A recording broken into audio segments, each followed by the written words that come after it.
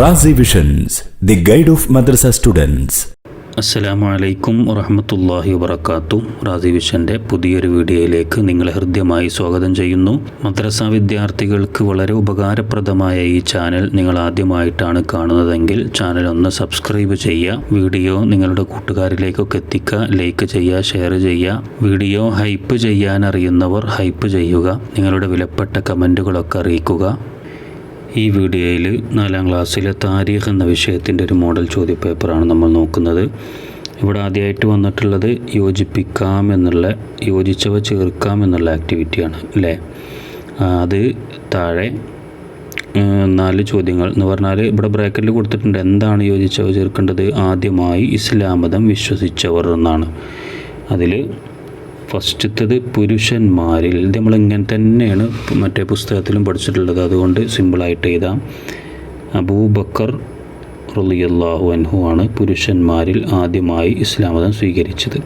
പുസ്തകത്തിൽ അവരുടെ പിതാക്കളുടെ പേരും കൂടി കൂട്ടിയിട്ടാണ് നമ്മൾ പഠിച്ചിട്ടുള്ളത്. അപ്പോൾ അതും കൂടി പഠിക്കുക. കാരണം പിതാക്കളുടെ പേര് ചോദിക്കുകയാണെങ്കിൽ അതും കൂടി എഴുതാലോ. അപ്പോൾ പേര് പഠിക്കുമ്പോൾ പിതാവിൻ്റെ പേരും കൂടി കൂട്ടിയിട്ട് പഠിക്കുക. അബൂബക്കർ ബിനു അബി ഖുഹാഫ എന്നാണ് പേര്. അപ്പോൾ അതിൽ ഈ അബി ഖുഹാഫ എന്നുള്ളതാണ് എന്ത്, പിതാവിൻ്റെ പേര്. അപ്പോൾ പരീക്ഷയൊക്കെ ചോദിക്കുകയാണെങ്കിൽ അത് എഴുതാലോ.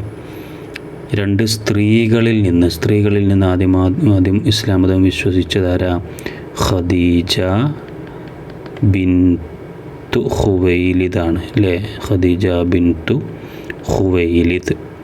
അപ്പോൾ ഇതിൽ ഈ ഖുവൈലിദ് എന്നുള്ളതാണ് പിതാവിൻ്റെ പേര്. അപ്പോൾ ഖദീജ ബിയുടെ പിതാവിൻ്റെ പേര് ചോദിക്കുകയാണെങ്കിൽ അങ്ങനെ ഇതും ചെയ്യാം. 3ാമത്തത് കുട്ടികളിൽ നിന്ന് ആരാധന നമുക്കറിയാം. അലിയുബ്നു അബി ത്വാലിബാണ് അല്ലേ. അലിയുബ്നു അബി ത്വാലിബ്. അപ്പോൾ അദ്ദേഹത്തിൻ്റെ പിതാവിൻ്റെ പേരെന്താണ്? അബൂ ത്വാലിബ് അല്ലെങ്കിൽ അബി ത്വാലിബ് എന്നൊക്കെ പറയാം. ഇനി 4ാമത്തത് അടിമത്വത്തിൽ നിന്ന് മോചിതരായവരിൽ, അതാരാ? സെയ്ദ് ബിനു ഹാരിസ റളിയല്ലാഹു അൻഹു ആണ് അല്ലേ. അപ്പോൾ സെയ്ദ് ബിനു ഹാരിസ എന്ന് എഴുതാം.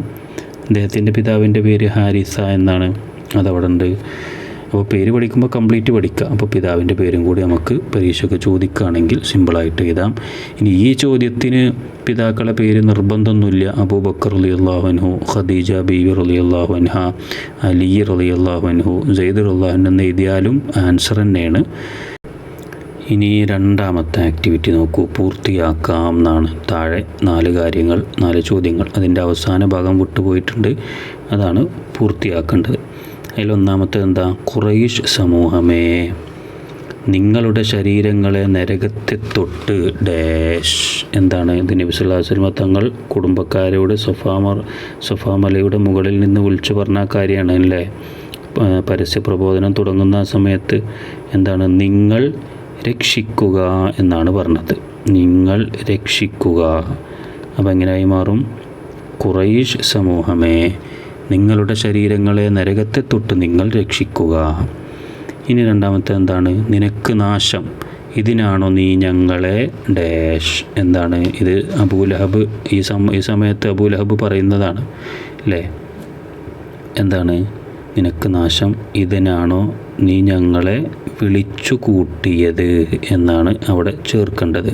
അപ്പോൾ അത് കംപ്ലീറ്റ് ആയി. നിനക്ക് നാശം, ഇതിനാണോ നീ ഞങ്ങളെ വിളിച്ചു കൂട്ടിയത്. 3ാമത്തത് നബി സല്ലല്ലാഹു അലൈഹി വസല്ലം തങ്ങൾക്ക് നബുവത്ത് ലഭിച്ചതിനെ തുടർന്ന് ജനങ്ങളെ ഡാഷ്. എന്താണ്? ഇസ്ലാമിലേക്ക് ക്ഷണിക്കാൻ തുടങ്ങി എന്നാണ്. ഇസ്ലാമിലേക്ക് ക്ഷണിക്കാൻ തുടങ്ങി. അപ്പോൾ ഇത് ചോദ്യമായിട്ടും വരാം അല്ലേ.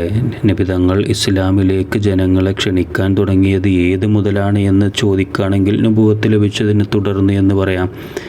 അപ്പോൾ അതങ്ങനെയൊക്കെ ചോദ്യങ്ങൾ വരാൻ ചാൻസ് ഉള്ളതാണ്.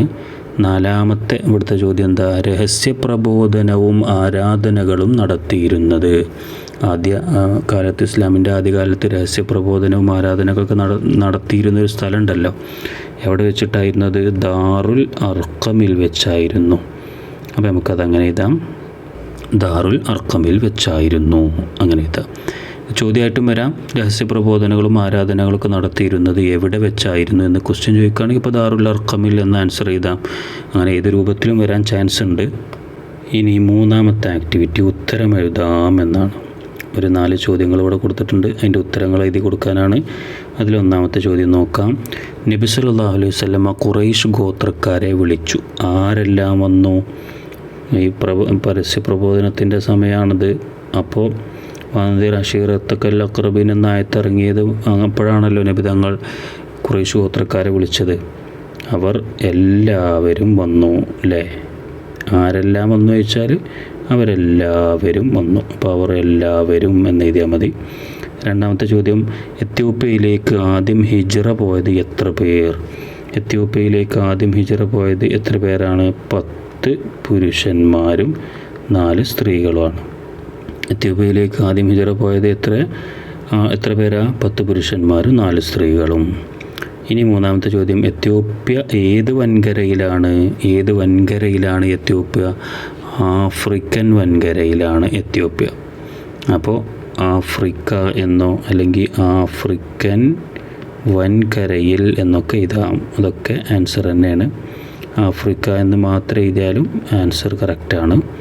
ഈ നാലാമത്തത്, എത്യോപ്യയിലേക്കുള്ള 2ാം യാത്രയിൽ പോയത് എത്ര പേരാ? ആദ്യ യാത്രയിൽ എത്ര പേരാ നമ്മൾ നേരത്തെ ചോദിച്ചു. ഇവിടെ 2ാം യാത്രയിൽ പോയത് എത്ര പേരാ?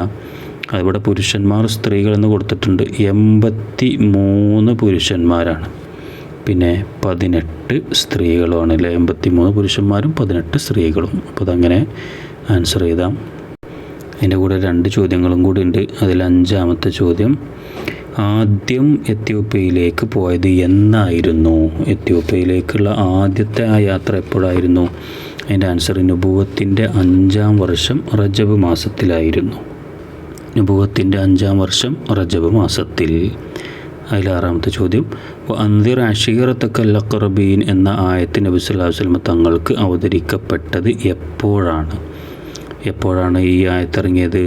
എൻ്റെ ആൻസർ ഇതാണ്, 3 വർഷത്തെ രഹസ്യ പ്രബോധനത്തിന് ശേഷം. അപ്പോഴാണ് ഈ ആയത്തിറങ്ങിയത്. 3 വർഷത്തെ രഹസ്യ പ്രബോധനത്തിന് ശേഷം. അങ്ങനെ ആൻസർ ചെയ്താം. ഇനി 4ാമത്തെ ആക്ടിവിറ്റി പൂരിപ്പിക്കാം എന്നാണ്. അതിലൊരു ചോദ്യമാണുള്ളത്. എന്താണ്? ഒരേ ഡാഷ് അവർ പറഞ്ഞു. ഞങ്ങളത് ഡാഷ് കാരണം ഞങ്ങൾ നിന്നിൽ നിന്ന് ഒരു ഡാഷ് അനുഭവിച്ചിട്ടില്ല. ഇങ്ങനെ വായിച്ചു നോക്കുമ്പോൾ ചില വാക്കുകൾ കേൾക്കുമ്പോൾ തന്നെ നമുക്ക് ആ സംഗതി ഓർമ്മ വരും എന്താണ് എന്നുള്ളത്. എന്താണ്? ഒരേ സ്വരത്തിൽ അവർ പറഞ്ഞു എന്നാണ് അല്ലേ?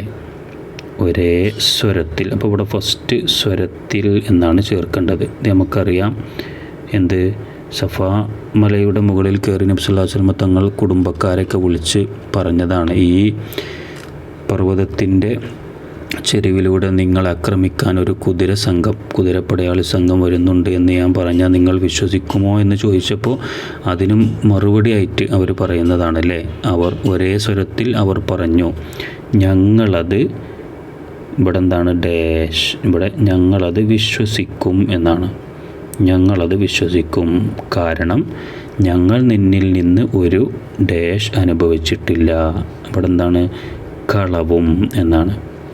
ഞങ്ങൾ നിന്നിൽ നിന്ന് ഒരു കളവും അനുഭവിച്ചിട്ടില്ല. അപ്പോൾ അത് കംപ്ലീറ്റായി. ഇങ്ങനെ ഒരേ സ്വരത്തിൽ അവർ പറഞ്ഞു, ഞങ്ങളത് വിശ്വസിക്കും കാരണം ഞങ്ങൾ നിന്നിൽ നിന്ന് ഒരു കളവും അനുഭവിച്ചിട്ടില്ല. അങ്ങനെ അത് പൂരിപ്പിക്കാം. ഇനി 5ാമത്തെ ആക്ടിവിറ്റി ക്രമത്തിലാക്കാം എന്നാണ്. 2 ചോദ്യങ്ങളുണ്ട്. അതിലൊന്നാമത്തത് എന്താണ്? അലിഹാദ തബ്ബല്ലക്ക ജമഅത്തന എന്നുള്ളതാണ്. അപ്പോൾ എന്താണ് അവിടെ? ഇത് ഈ പരസ്യ പ്രബോധനം തുടങ്ങിയ നമ്മൾ നേരത്തെ പറഞ്ഞതിനെ സഫാ കുന്നിൻ്റെ മുകളിൽ കയറി നബി തങ്ങൾ കുടുംബക്കാരെ വിളിച്ചിട്ട് ഈ കാര്യം ചോദിച്ചപ്പോൾ, കാര്യങ്ങളൊക്കെ പറഞ്ഞപ്പോൾ, അപ്പോൾ എന്താണ്? അബൂലഹബ് എണീറ്റ് നിന്ന് അബൂലഹബ് നബി തങ്ങളെ ചീത്ത പറഞ്ഞതാണ് അല്ലേ?